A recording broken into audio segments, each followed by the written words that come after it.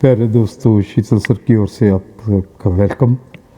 आप सबका स्वागत है। आज कुछ मैं ऐसी बातें करूंगा जो आपके जीवन में कुछ मार्गदर्शन आपके लिए हो सकती हैं।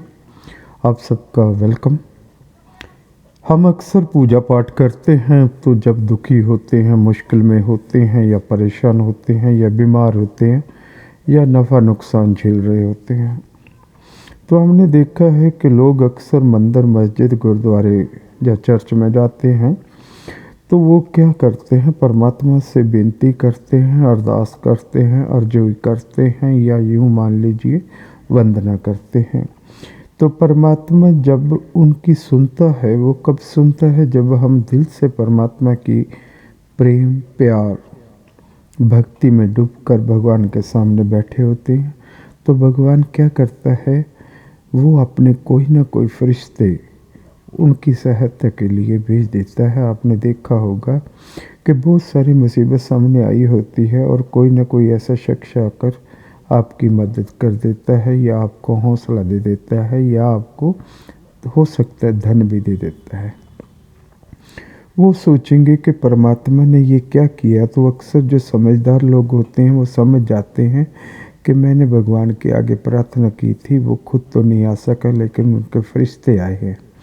वो फरिश्तों का कोई भी नाम हो सकता है, कोई भी रिश्ता हो सकता है। इन चीज़ों को भूल जाइए, क्योंकि वो जानता तो पहले भी था, रिश्तेदार भी जानता था, भाई बहन भी जानते थे, आस पड़ोस भी जानते थे, लेकिन कोई भी मदद के लिए सामने नहीं आया। लेकिन जब आपने प्रार्थना की तो उन्हीं में से एक आदमी आपका हमदर्द बनकर सामने आ गया। हम समझते हैं कि ये कौन था, वो कोई और नहीं था, वो परमात्मा का दूत था, वो फरिश्ते थे। ऐसे फरिश्ते दुनिया में बहुत सारे भगवान भेजता है अपने रूप में। मैं कहना चाहता हूँ कि अगर आपकी किसी ने मदद की है फरिश्ता बनकर, तो आपको कोई नज़र दुखी आता है, परेशान आता है, मजबूर आता है नज़र, तो आप भी कभी फरिश्ता बनकर बिना कुछ बेटोक, बेझिझक होकर उसकी मदद ज़रूर करें। क्योंकि जिस वक्त आप मुसीबत में थे, आपकी भी किसी ने मदद की थी। तो अगर आप इस योग्य हैं कि आप किसी की मदद कर सकते हैं, तो आपको भी किसी की मदद करनी चाहिए। जो दुखी है, परेशान है, ज़रूरतमंद है, उसकी ज़रूर मदद करें। मदद करने से क्या होगा, जब आप दुखी थे, आप परेशान थे, आप लाचार थे, आपको कोई सहारा नहीं मिल पा रहा था, तो कोई सी न किसी फरिश्ते ने आपको आकर आपकी उंगली थाम ली और आप एक अच्छी दिशा की ओर चल पड़े और आप एक अच्छे इंसान बन गए या एक अच्छे कामयाब इंसान बन गए, या यूँ कह लीजिए कि आप अपने घर को चलाने लायक बन गए, या यूँ कह लीजिए कि आप अपने योग्य बन गए। आप अपने योग कब बने, जब परमात्मा की दृष्टि आपके ऊपर पड़ी, परमात्मा का आशीर्वाद आपको मिला, परमात्मा ने आपको उस लायक बना दिया। तो परमात्मा जब भी लायक बनाता है तो उसके सबसे बड़ी निशानी ये होती है कि आपको अच्छे लोग मिलने लगते हैं और आप अच्छे लोगों की संगत करने लगते हैं, अच्छे लोगों के साथ बैठने लगते हैं, बुरे लोगों से दूर हो जाते हैं। बुरे लोगों की बात का असर आपके ऊपर नहीं होता, अच्छे लोगों की बातों का असर होने लग जाता है। धीरे धीरे आप एक अच्छे इंसान बनकर अपना परिवार, अपना समाज या अपना कारोबार या अपनी सर्विस में लीन हो जाते हैं और आपको उसके बदले बहुत सारा धन, बहुत सारा पैसा मिल जाता है। तो आप अक्सर कहते हैं कि मैंने अपनी बल बुद्धि से ये चीज़ हासिल की। ऐसा प्यारे मित्रों सोचना छोड़ दीजिए, क्योंकि आपने नहीं किया, परमात्मा ने आपको शक्ति दी, बल दिया, और परमात्मा की वजह से आपका जो अच्छे लोगों से बैठना उठना हो गया, अच्छे लोगों से मिलजुल हो गया, अच्छे लोग आपकी संगत में आ गए, अच्छे लोगों के विचार आपको अच्छे लगने लग गए और उस आदमी की सहायता से, मदद से आपका जीवन बदल गया। तो जब जीवन बदला तो आपको उस जीवन जब बदला उच्च सत्र में आए, या यूँ कहिए कामयाब हो गए, या यूँ कहिए कि आप अपने लायक हो गए, तो इस बात का अहंकार कभी मत करना कि मैंने ये किया, मैं कर सकता था, मैंने ये किया, मैंने वो किया। इन चीज़ों में आदमी के अंदर अहंकार नज़र आता है और मैं अगर कहूँ अहंकार फिर क्रोध के रूप में बदल जाता है। आप अब जो भी उपलब्धि हासिल करते हैं उसके पीछे श्रेय कभी अपने आप को मत दीजिए, उसका श्रेय हमेशा परमात्मा को जाता है। वो परमपिता परमात्मा जो दुनिया में सबकी रखवाली करता है, सबकी मदद करता है, सबकी सहायता करता है, सबको अपने लायक बनाता है, क्योंकि उसने जब जब इस संसार के अंदर जीव भेजे हैं उनका सब पालन पोषण की जिम्मेवारी उसकी होती है। हमने देखा है कि उन इंसानों को भी वो पाल लेता है जिनका अपना कोई नहीं होता। हमने देखा है उन इंसानों भी रक्षा कर लेता है जिनको कोई बचाने वाला नहीं होता। हमने देखा है उन लोगों को भी अपने लोग मिल जाते हैं जिनका अपना कोई नहीं होता। तो जब हम ये देखते हैं तो हम हर इंसान के अंदर उस परमात्मा की छवि देखते हैं। हमने कभी महसूस ही नहीं किया कि ये गरीब है, ये अमीर है, ये छोटा है, ये बड़ा है। हमें कभी इतनी बुद्धि भी नहीं आई कि ये अनपढ़ है, ये पढ़ा लिखा है। हमें ये भी कभी ज्ञान नहीं हुआ ये ऊंचे पद पर है, ये छोटी सी नौकरी करता है। हमें ये भी कभी महसूस नहीं हुआ कि ये ऊंचे कुल का है, ये छोटी कुल का है। ऐसे विचार हमारे मन में कभी नहीं आते। हमारे मन में तो सिर्फ एक ही बात आती है, ये भगवान का भेजा हुआ इंसान है, क्योंकि भगवान ने ही सारी सृष्टि बनाई है, दुनिया बनाई है, संसार बनाया है। यहाँ पर एक एक जीव जो भी है वो परमात्मा का ही अंश है। वो बात अलग है कि हमें अपने कर्मों के द्वारा इंसानी शरीर मिल जाता है और भगवान हमारा जन्म इस धरती पर कर देता है। वो किसी भी रूप में हो सकता है। जैसे आपने देखा होगा एक बच्चे का जन्म हुआ, अगर बेटी का जन्म हुआ, पहले बेटी थी, फिर बड़ी हुई, उसकी शादी होगी, पत्नी बन गई, पत्नी के बाद वो माँ बन गई, माँ के बाद वो दादी बन गई या नानी बन गई। एक ही बच्चे के कितने रूप हो गए। इसी तरह से अगर लड़का पैदा हुआ तो लड़का पहले लड़का था, फिर बड़ा हुआ, उसकी शादी होगी, पिता बन गया, आगे चल के वो दादा भी बन सकता है, नाना भी बन सकता है। सोचो एक बच्चे के कितने रिश्ते बन गए। इसी तरह भगवान ने ये पूरी जो दुनिया बनाई है वो दुनिया में एक ही है, उसके कई रूप बन गए। मैं कहना क्या चाहता हूँ कि परमात्मा पूरी दुनिया को चलाने वाला एक है, उसके रूप अनेक है। परमात्मा का नाम एक है, उसके नाम अनेक भी हैं। उसके रंग रूप कई हैं, उसके आकार कई हैं, लेकिन है सब वो एक ही। क्योंकि हमें जो बोली समझ आती है हम उस बोली में आसानी से समझ जाते हैं सामने वाला क्या कहता है। इसका मतलब ये है अगर हम पानी का प्यास लगी है तो पानी ही पीना चाहते हैं, उसको आप भले वाटर बोल दीजिए, पानी बोल दीजिए, जल बोल दीजिए, प्यास आपकी पानी से ही बुझी। आपको भूख लगी है, उसको किसी भी भाषा में बोल दीजिए, आपकी भूख अनाज से बुझेगी। आपने देखा होगा भगवान ने कभी किसी के लिए कोई भेदभाव नहीं किया। एक जैसा पानी बनाया है, एक जैसा अंजल बनाया है, एक जैसी धरती, एक जैसा आकाश बनाया है, एक जैसी रोशनी बनाई है, एक जैसा चंद्रमा बनाया है। तो आप सोचिए कि ये परमात्मा का चमत्कार नहीं तो और क्या है। क्या ये किसी के इंसान के बनाए हुए हैं? क्या हम कह सकते हैं कि ये मेरे लिए बना रखे, ये उसके लिए नहीं बना रखे? वो बात अलग है कि हम अपनी अक्लमंदी से छोटी सी एक प्रॉपर्टी बना लेते हैं। वो एक फ्लैट हो सकता है, प्लाट हो सकता है, महल हो सकता है, होटल हो सकता है। वो कागज़ों में अपने नाम हो जाता है। हम सोचते हैं हम इसके मालिक हो गए हैं।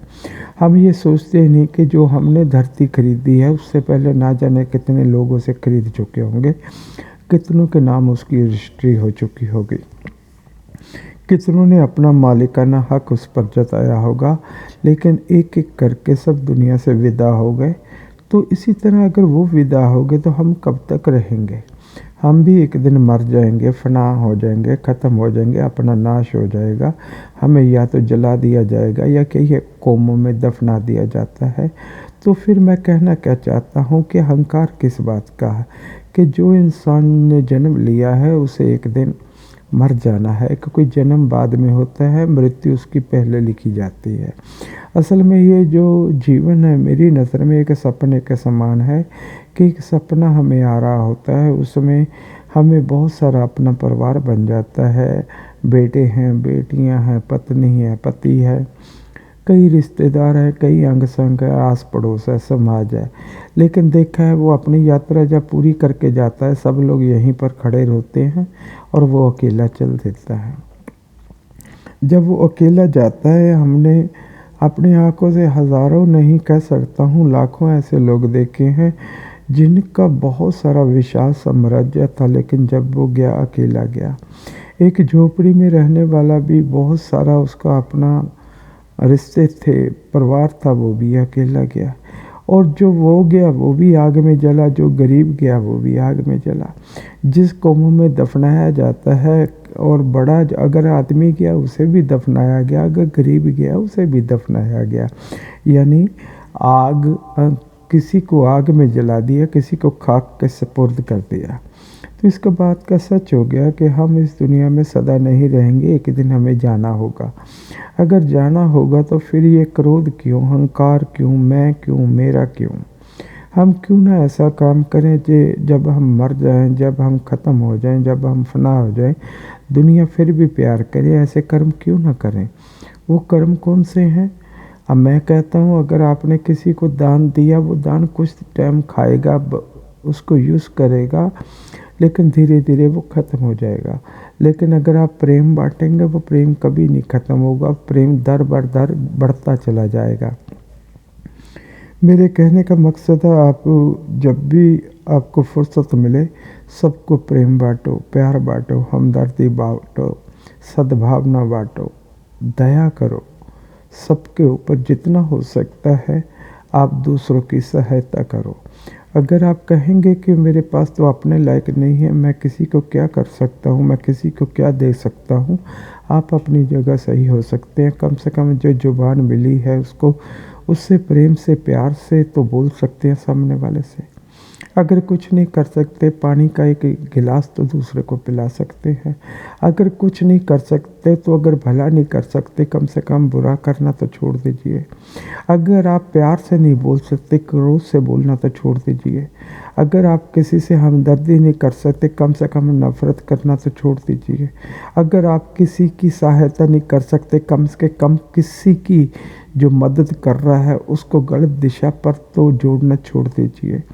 मेरे कहने का मकसद ये है, अगर आप इंसान सच्चे हो और उस इंसान बनना चाहते हो, तो सब इंसानों को प्यार करो, सब इंसानों से हमदर्दी करो, सब इंसानों से सद्भावना बना के रखो, सब इंसानों को एक परमात्मा का रूप समझो, सब इंसानों को पर दया करो, सब इंसानों की सहायता करो। जिस लायक आप हो उतनी ज़रूर करो। आप देखोगे धीरे धीरे परमात्मा आपको बड़ा आदमी बना देगा, या और बड़ी सहायता, हमदर्दी करने के लिए, दया करने के लिए, मदद करने के लिए योग्य बना देगा। कभी भी अपने ऊपर इतना मान, घमंड और मैं कहना चाहूँगा कि अहंकार इंसान को ले डूबता है। अहंकार कभी मत करो कि शायद वो चला गया मैं तो रह जाऊँगा, या मैं तो बल बुद्धि से ये बना लिया, ये सदा मेरे पास रहेगा। ऐसा कभी नहीं होता। मैंने देखा है कि एक पीढ़ी बनाती है, दूसरी पीढ़ी उसको बर्बाद कर देती है, या 2 पीढ़ियाँ बनाती हैं, आने वाली 3 पीढ़ियाँ उनको बर्बाद कर देती हैं। उनके पास खाने को दाना भी नहीं होता। मैंने कई लोगों को तो भीख मांगते देखा है। वो क्यों हुआ? क्योंकि हमने ये सोच लिया अहंकार के अंदर, जो मैं कर सकता हूँ दूसरा वो नहीं कोई कर सकता। इसी अहंकार ने क्या हुआ, हम सोच गए हैं कि हम मरकर छूट गए, लेकिन नहीं। आप अपने कानों से सुनते होंगे, आपने खुद कहीं ना कहीं कहानियाँ पढ़ी होंगी या सुना होगा कि ये जो बेटा है या बेटी है, या फलाने वंश से है या फलाने कुल से है, इनका दादा जो था इतना बड़ा था, इनका जो नाना था इतना बड़ा था, इनका जो पिता था इतना दौलत वाला था, इनके जो मामा थे इतने दौलत वाले थे, इनके जो चाचा थे इतने दौलत वाले थे। लेकिन सोचिए, मरकर भी हमें लानतें मिल रही हैं। कौन दिला रहा है लानतें? हमारे संस्कार दिलवा रहे हैं, क्योंकि हम बच्चों को संस्कार नहीं दे पाते। और हम कहते हैं कि हमने बच्चों को पढ़ा दिया, लिखा दिया, कॉलेज स्कूल यूनिवर्सिटी से अच्छी डिग्री में पास करवा दिया, तो ये कोई सर्टिफिकेट नहीं है कि उसको संस्कार भी अच्छे होंगे।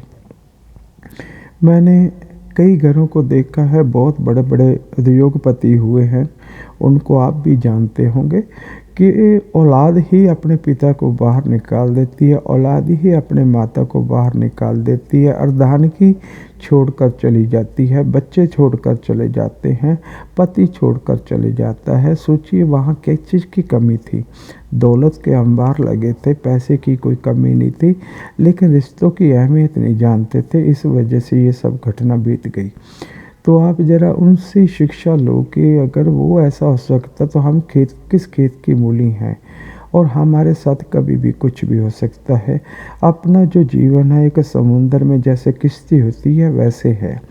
समुंदर में कब तूफान आ जाए, कब लहर आ जाए, कब कोई बवंडर मच जाए, कुछ नहीं मालूम। ये अपना जीवन एक समुंदर में किश्ती के समान है। हमेशा उस परमात्मा से अगर मैं ये कहूँ, आप जिस भी इष्ट को पूछते हैं उसको सामने रख कर हमेशा उनसे प्रार्थना कीजिए कि है परमपिता परमात्मा, है दुनिया के रखवाले, है दुनिया को पालनहारे, है दुनिया को चलाने वाले, है सृष्टि के दाता। मैं कुछ और बन सकूं या ना बन सकूं, मुझे इतनी बुद्धि दो कि मैं एक अच्छा इंसान बन सकूं, मैं सबसे प्यार कर सकूं, मैं सबके साथ हमदर्दी कर सकूं, मैं सबके साथ हमेशा प्यार से पेश आऊं। तो याद रखना, अगर ये गुण इंसान के अंदर आ जाए, इंसान कुछ और बने या ना बने, एक अच्छा इंसान ज़रूर बन जाता है। शीतल सर की ओर से आप सबका वेलकम। आशा करता हूँ मेरे ये विचार आपको अच्छे लगे होंगे। शुक्रिया अपने वक्त निकाल कर ये मेरे विचार सुने। आप सदा खुश रहें। ओम साई राम, ओम साई राम, ओम साई राम।